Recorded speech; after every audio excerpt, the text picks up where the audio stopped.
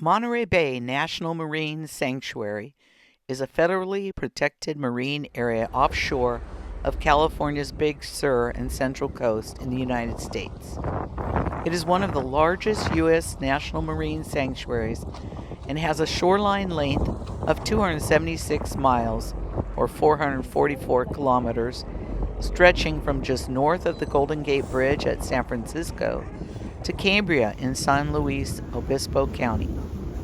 Supporting one of the world's most diverse marine ecosystems, it is home to numerous mammals, seabirds, fishes, invertebrates, and algae in a remarkably productive coastal environment. The Marine Sanctuary was designated on September 18, 1992, for the purpose of resource protection, research, education, and compatible public use. Many companies offer whale watching excursions on the Monterey Bay year-round. However, the best time of year depends on the species you want to see. June through November offer the best chance to see a mix of species, including humpbacks and blue whales, while December through April is ideal for spotting gray whales. For killer whales, or orcas, aim for mid-April to mid-May and late August to October. We went out in early October and just saw about 7 humpback whales, plus a lot of sea lions and, of course, seagulls and pelicans. Most whale watching trips on the Monterey Bay last about 3 or 4 hours. When choosing a company, you may want to look beyond price and scheduling. It's also a good idea to check reviews and reputation. Look for experienced, educated crews, verify boat size and amenities for comfort, and inquire about specialized tours like bird watching and killer whale tours. We chose Princess Monterey Whale Watching. It gets 4.5 stars and leaves from the end of Fisherman's Wharf in Monterey.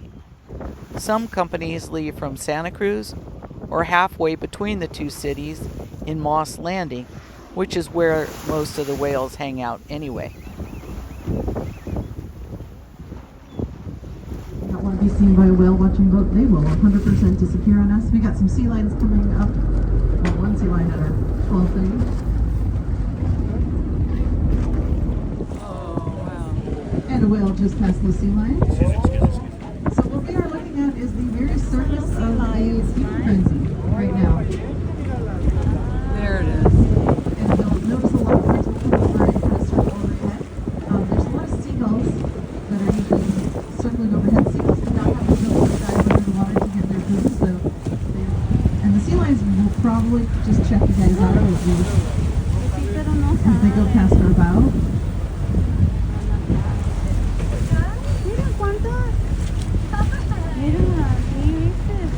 Whales are just at our 12 o'clock. And we're going to put these whales on our right side. Captain is going to try and maneuver and put these whales on the right side. You guys want to shuffle your way to the right side of the boat. We got another whale off at our 11, a little off in the distance. We got 2 whales right here at our 12 and 12:30.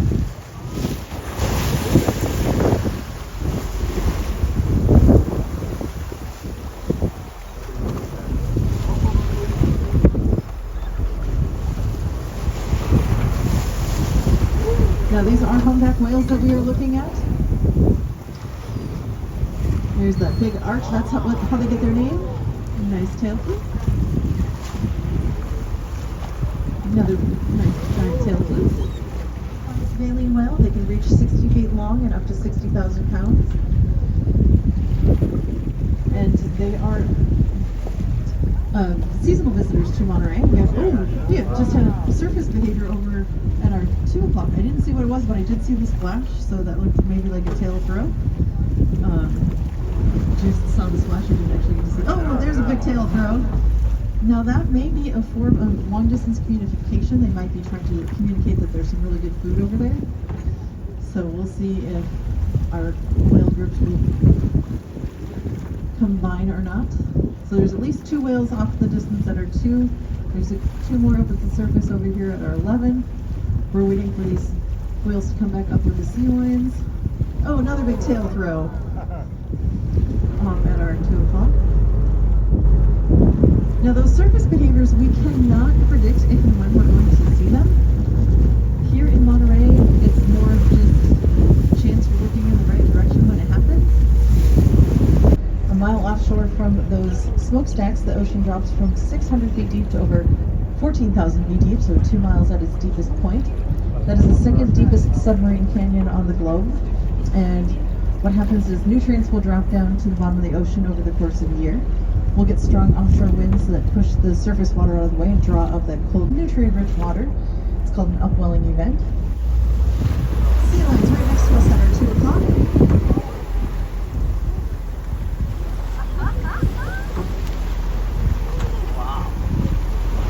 Whales just past them at our 3 o'clock.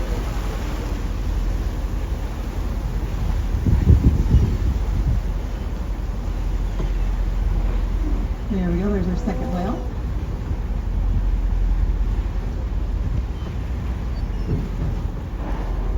Now, as these whales come up and breathe, if you notice it along the very front of their nose or their rostrum, they have these little bumps. They're about the size of a golf ball.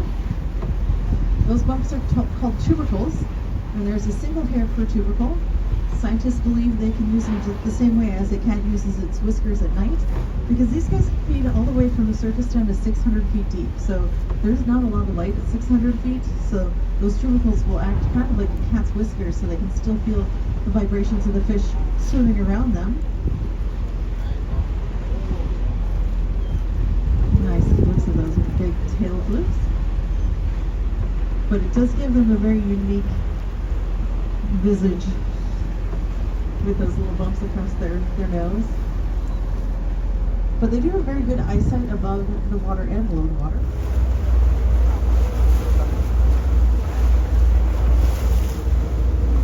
And we got another whale over here at our 1 o'clock. So we got whales on both sides of the front of the boat. A couple whales at our 1 o'clock. A couple whales at our 11 o'clock.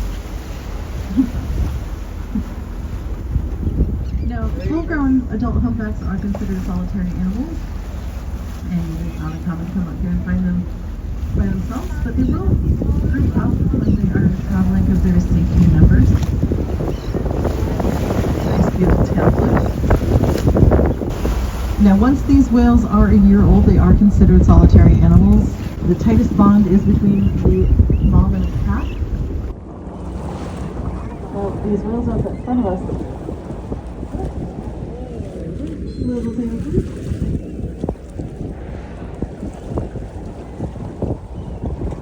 More tail flip. And you got to see the other side of each one of those. We had really great looks at those humpbacks. We saw at least 7 close to the boat. There were even more spread out between us and shore. I want to thank Captain Bill for taking us out on that trip and finding us those great whales. Each trip we come on, you never know what we're going to see, so it's always an adventure for us as it is for you.